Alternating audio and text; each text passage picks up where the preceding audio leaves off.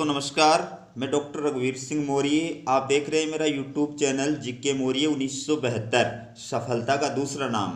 मैं आप सबका बहुत बहुत स्वागत करता हूं। दोस्तों करंट अफेयर्स के प्रश्नों की नई डोज लेकर के आपके सामने मैं उपस्थित हुआ हूं। तो प्रश्नों की शुरुआत करते हैं। आज के करंट अफेयर्स का पहला प्रश्न है, हाल ही में किस राज्य में मेगा फूड पार्क का केंद्रीय मंत्री हरसिमरत कौर बादल ने उद्घाटन किया है। दोस्तों इसके चार ऑप्शन है, मिजोरम, मेघालय, त्रिपुरा और असम। तो इसका सही जो उत्तर है वो है मिजोरम। दोस्तों हाल ही में यानी 20 जुलाई 2020 को केंद्रीय खाद्य प्रसंस्करण उद्योग मंत्री हरसिमरत कौर बादल ने मिजोरम में एक मेगा फूड पार्क का उद्घाटन किया है। अब इसकी डिटेल बताता हूं मैं आपको।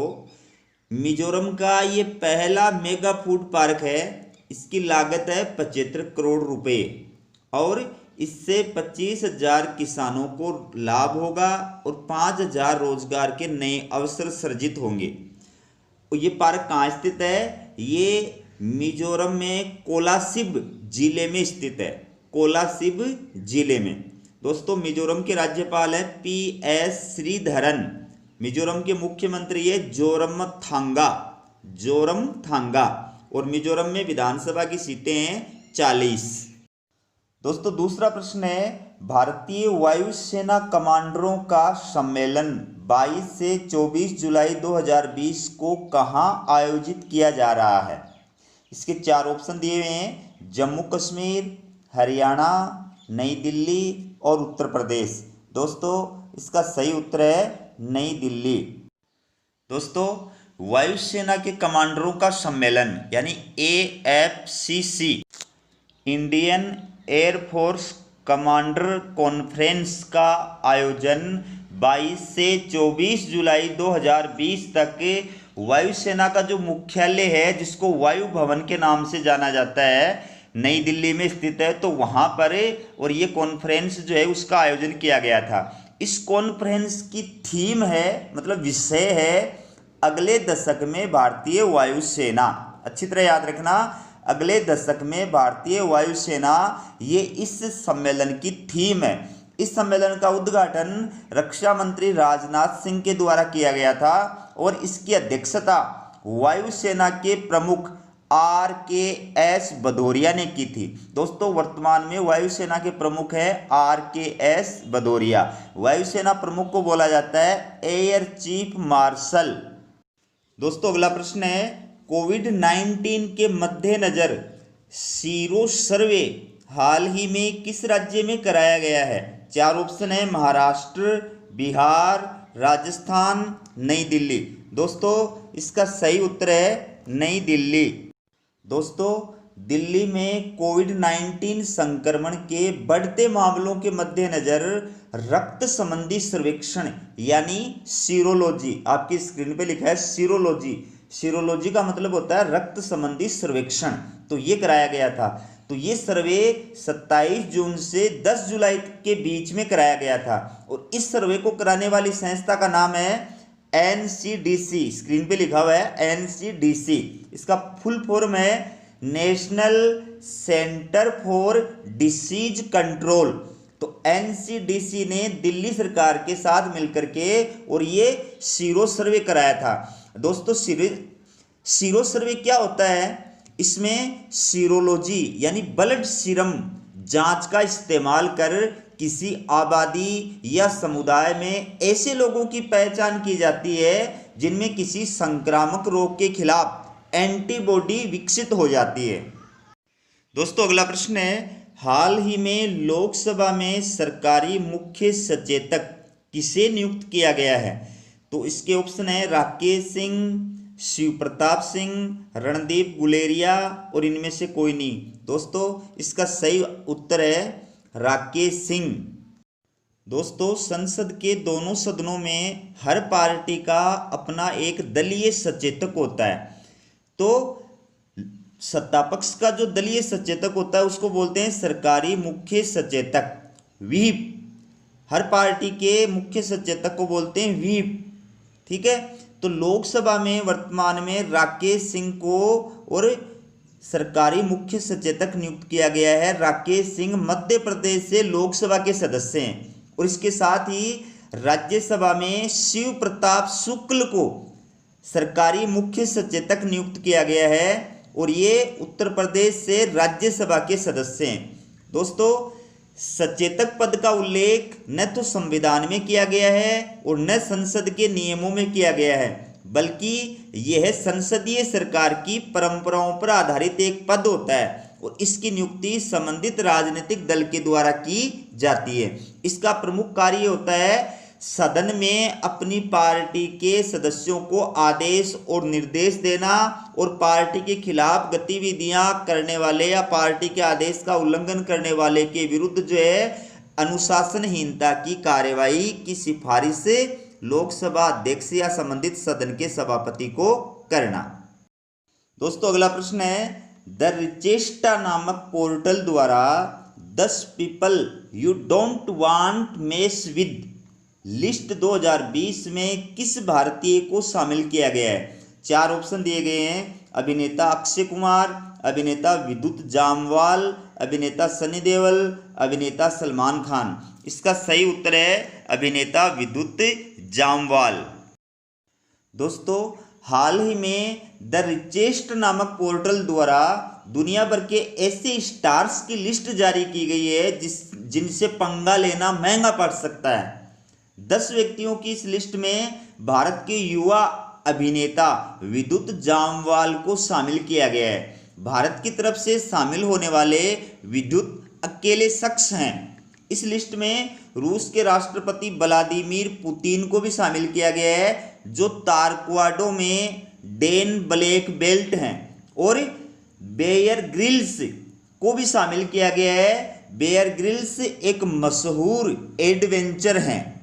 दोस्तों, अगला प्रश्न है, 21 जुलाई 2020 को door step delivery of ration योजना को किस राज्य ने मंजूरी प्रदान की है? 4 ऑप्शन दिए हुए हैं, नई दिल्ली, पंजाब, हरियाणा, मेघालय। तो इसका सही उत्तर होगा नई दिल्ली। दोस्तों, दिल्ली सरकार ने हाल ही में यानी 21 जुलाई को door step delivery of ration योजना को मंजूरी प्रदान की है। इस योजना को मुख्यमंत्री घर घर राशन योजना ये नाम प्रदान किया गया है। दोस्तों, ये योजना दिल्ली के मुख्यमंत्री अरविंद केजरीवाल ने शुरू की है। दिल्ली में जिस दिन ये योजना शुरू होगी उसी दिन केंद्र सरकार की जो योजना है one nation one ration card, ये योजना भी शुरू हो जाएगी। और ये आपको पता है कि दिल्ली में आम आदमी पार्टी की सरकार है, यानी आपकी सरकार है। दोस्तों, अगला प्रश्न है, हाल ही में यानी 21 जुलाई से किस परमाणु रिएक्टर की तीसरी इकाई शुरू होने पर प्रधानमंत्री मोदी ने वैज्ञानिकों को बधाई दी है? 4 ऑप्शन दिए हुए हैं, कुड्डनकुलम, तारापुर, रावतभाटा, काकरापार। दोस्तों, इसका सही उत्तर है आपका काकरापार। दोस्तों, प्रधानमंत्री नरेंद्र मोदी ने हाल ही में काकरापार परमाणु रिएक्टर की तीसरी इकाई शुरू होने पर वैज्ञानिकों को बधाई दी है। KAPS की तीसरी इकाई 700 मेगावाट की कैपेसिटी वाली है। दोस्तों, KAPS का पूरा नाम है काकरापार एटॉमिक पावर स्टेशन और ये व्यारा गुजरात में स्थित है। भारत में टोटल 22 परमाणु रिएक्टर हैं। दोस्तों, अगला प्रश्न है, किस पार्टी द्वारा प्रतिवर्ष 21 जुलाई को शहीद दिवस रैली का आयोजन किया जाता है? शहीद दिवस रैली, तो इसके ऑप्शन है मनसे, लोजपा, DMK, TMC। दोस्तों, इसका सही उत्तर है TMC। दोस्तों, तृणमूल कांग्रेस द्वारा हर साल 21 जुलाई को कोलकाता में शहीद दिवस रैली का आयोजन किया जाता है। इस वर्ष कोविड-19 के कारण ये रैली वर्चुअल होगी। तृणमूल की ये पहली रैली है सबसे बड़ी जो वर्चुअल होगी। दोस्तों, मैं आपको बता दूं, आपके सामने जो ऑप्शन दिए हुए हैं ये चारों ऑप्शन राजनीतिक दलों के नाम हैं और ये चारों दल क्षेत्रीय दल हैं। मनसे का संबंध महाराष्ट्र से है, इसका पूरा नाम है महाराष्ट्र नवनिर्माण सेना। लोजपा, इसका संबंध बिहार से है, इसका पूरा नाम है लोक जनशक्ति पार्टी। डीएमके, इसका संबंध तमिलनाडु से है, इसका पूरा नाम है द्रविड़ मुन्नेत्र कड़गम। और टीएमसी, इसका संबंध पश्चिमी बंगाल से है और इसका पूरा नाम है तृणमूल कांग्रेस।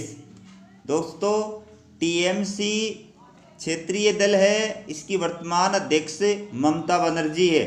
और इस रैली का आयोजन इसलिए किया जाता है क्योंकि इसी दिन यानी 21 जुलाई 1993 को पुलिस गोलाबारी में तृणमूल कांग्रेस के 13 कार्यकर्ता या जनता के लोग जो है वो मारे गए थे।